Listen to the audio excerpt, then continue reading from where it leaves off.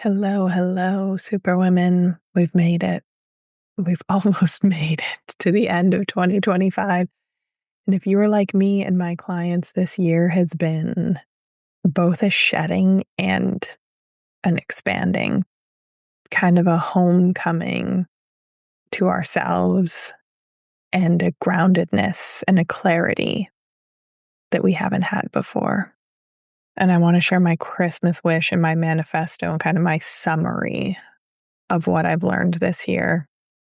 And a part of it, it goes back to me with unhealed super traits, overfunctioning in a relationship for an underfunctioner, a man that did not want to be held accountable, would gaslight, manipulate, blame, and I would work harder and I would tolerate and I would forgive, like so many of you listening, and I would blame myself and think that there was more that I had to do to fix it. And my coach at the time asked me, who are you if it all goes away tomorrow? And it's a client that I've asked my groups repeatedly since then. And when we have our unhealed super traits, we can't answer it because we are surviving and our identity is so wrapped up. My identity was wrapped up in my successful women's health clinic, in the patients that I was helping, in the money that I was making, in my ability to overgive and tolerate and burn out and put out all the fires and somehow manage to keep going. Like that was how I identified. And I couldn't answer her because the thought of it being just me and starting over, that shedding, it was scary. It was panic inducing at the time because I hadn't healed my super traits. I hadn't deconditioned the patterns that taught me that overgiving was connection. I hadn't restored my capacity for pleasure, and I hadn't retrained my body to receive without effort, without earning it, and without self-abandonment. And I started jujitsu this year.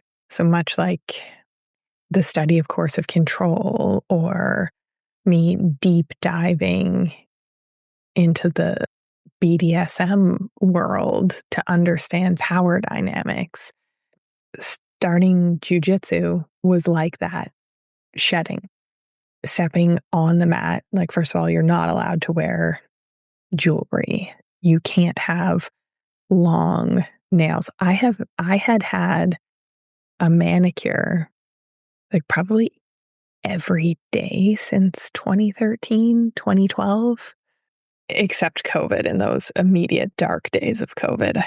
But I'd had a manicure daily. And I'm looking down at my natural nails, taking off tennis bracelets, diamond earrings to step on the mat, all of these pieces of you or things that I had worked for, symbols of my hard work, my identity. You leave in your locker at the start. Just kidding. I'm not leaving tens of thousands of dollars in jewelry at the locker, so don't look for it. But it's this paring you down, stripping you down. This letting go has been painful. It's been activating. And it's given me this level of grounded clarity around anywhere I was hiding from myself or any way that I was still performing and using super traits to effort things, relationships, situations into being.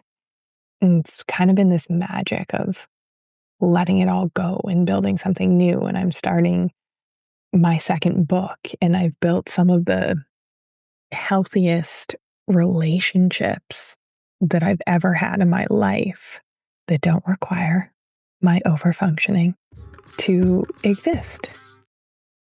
I'm Dr. Jordan Wiggins, naturopathic doctor, author, coercive control clinician, and dominatrix trained pleasure strategist.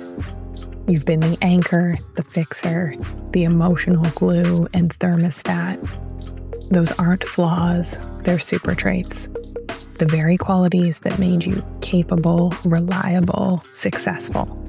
But when those traits turn into survival and your identity, you start overgiving to relationships and situations that do not give back. Now you're resentful, exhausted, your body, your health is taking a toll. You're done carrying the weight. You're done the circular arguments. You're done overgiving and being underappreciated. Good. It's not a failure. It's clarity. You're here because trying harder hasn't worked. And because deep down you know this is not a communication problem. Everything else fails because it asks women to cope, perform, manage, fix harder, instead of understanding and removing the conditions that shut down our pleasure in the first place. My work is about one shift, taking you, Superwoman, from high achiever to receiver. Through the pleasure-centered method, we decondition survival patterns, we restore pleasure capacity, and we retrain the body to receive without effort or self-abandonment. The traits that made you successful became what you keep surviving. And those are the exact reason sex, health, relationships haven't come easy. Restoration begins when you stop achieving and you learn how to receive. This week, a client shared something that cracked her open, and I wanted to echo it for every high-achieving woman with super traits who feels the weight of holding it together. She said, she called me in a panic because a pattern kept repeating. And I asked her how it served her.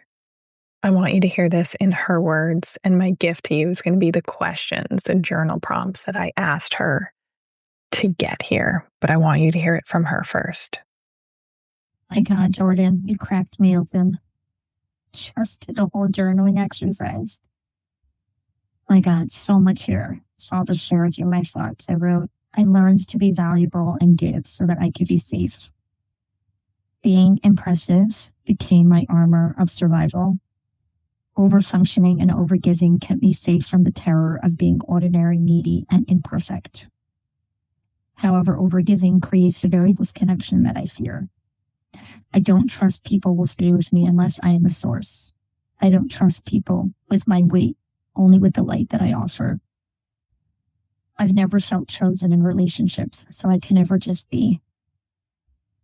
I want to be in a relationship where my presence is enough. I get to be met, not just admired and appreciated. I want to be able to rest inside connection, not work for it. I want to know that people look for me, not only with what I bring. That's what I'm sitting with. I learned to be valuable so I could be safe. Being impressive became my armor. Overgiving kept me safe from the terror of being ordinary, needy, imperfect. But the more I overgave, the more I disconnected. I never trusted that people would stay unless I was the source. I want a relationship where my presence is enough, where I'm met, not just admired, where I can rest in connection and not work for it.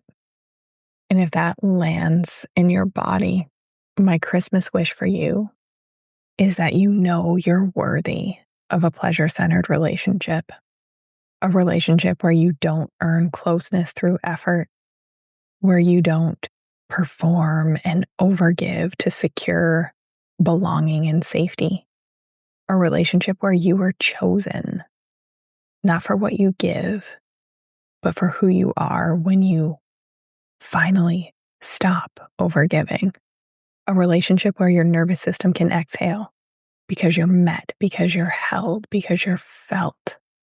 You did not lose your desire, your spark, your life force, your health. It was taken from you, not by accident, not all at once, and not always intentionally. Not because something's wrong with you, not because you didn't try hard enough, not because you pick emotionally unavailable men. Your body learned to survive inside systems that asked you to shrink, systems that taught you to be good instead of fulfilled, systems that taught you to give instead of receive, systems that praised you for your resilience, your loyalty, your tolerance, and punished your truth. Who are you if it all went away tomorrow? You learn to create meaning and connection through emotional labor. You learn to hold the tension and take the temperature of every room.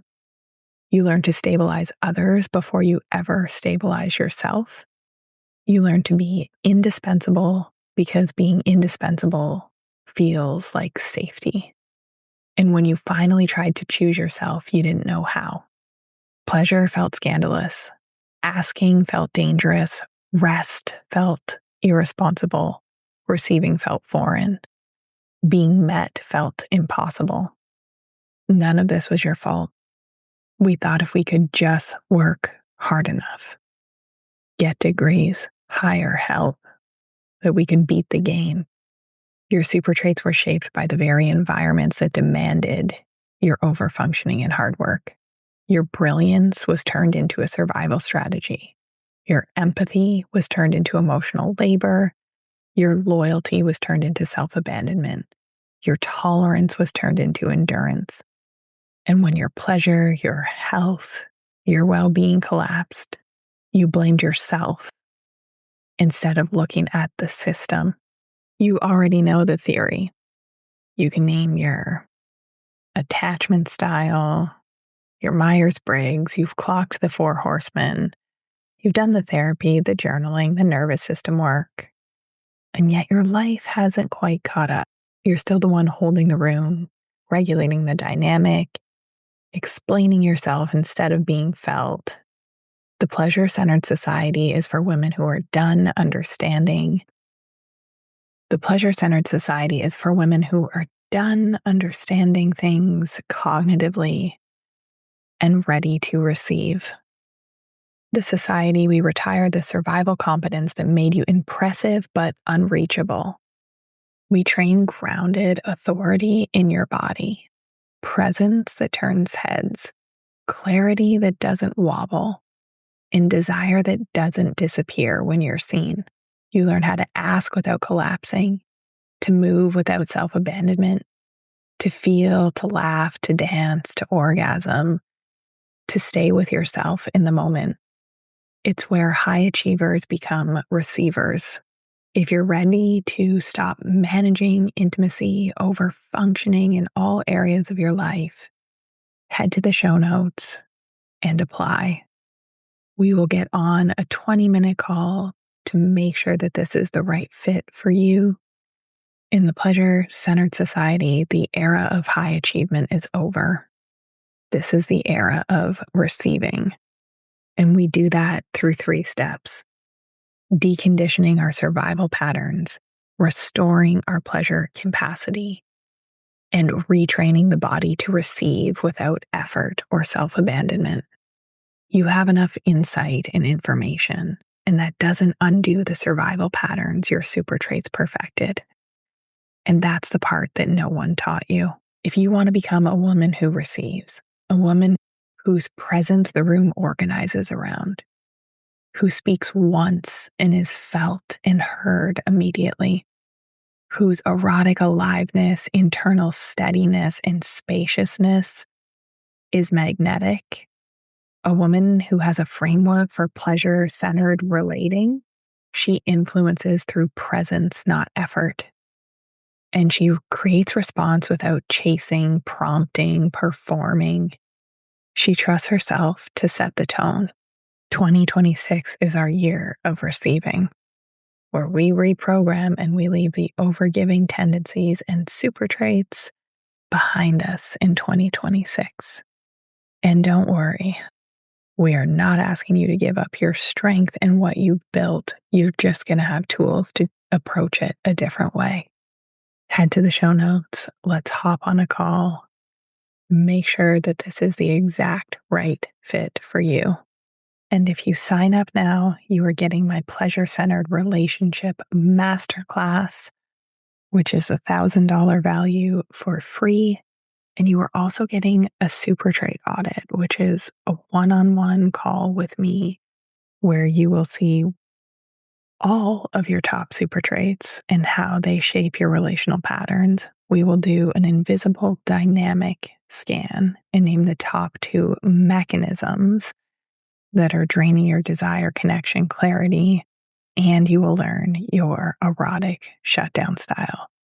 So you're going to have language around your relational dynamics, relief from feeling so seen, and a clear path forward back to pleasure and self-trust so you can stop repeating these same loops and stop wasting money and time trying to fix things that will not be fixed. And that is $1,000 value. And both are included for free as a holiday bonus if you register now. So do not wait.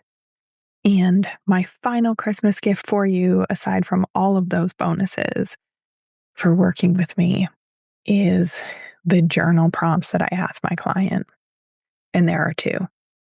The first is, what underlying need of yours is it serving to keep overfunctioning? And the second is, what truth do you need to accept about this situation, about your relationship, for you to stop overfunctioning?